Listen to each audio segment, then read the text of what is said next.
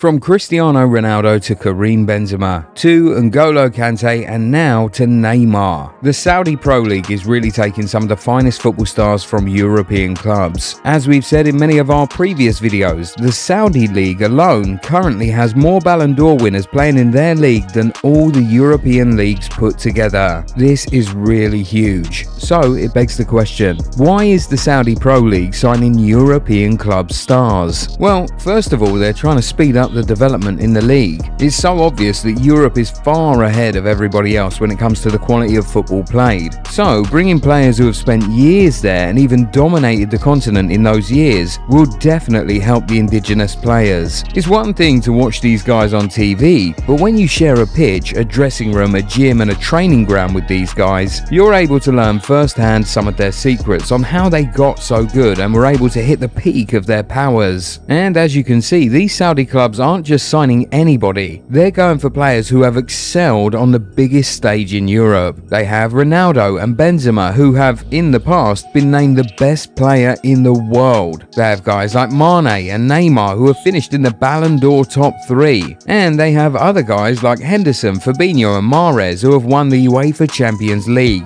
the biggest club competition in the world. These guys know exactly what it means to be top footballers playing in the most competitive and pressure-ridden leagues. So if they're able to bring their wealth of knowledge and experience to Saudi all at the same time, the development process over there is sure to speed up exponentially. Another obvious reason why these guys are making these signings is to make the league more competitive. With better players come better competition, and with better competition comes a better, more highly rated and more enjoyable league. Take away all the top players from the Champions League, La Liga and Premier League, and the level of competitiveness in these highly rated leagues instantly drops. And the moment that happens, the league begins to lose their appeal and viewership starts to drop. Speaking of viewership, the Saudi Pro League is obviously trying to get more eyes to their league, and that's why they started signing some of the biggest stars from Europe. You see, when you speak about football, the biggest stars on the planet play in Europe. These stars have such incredible, massive fan bases that will follow them anywhere they go.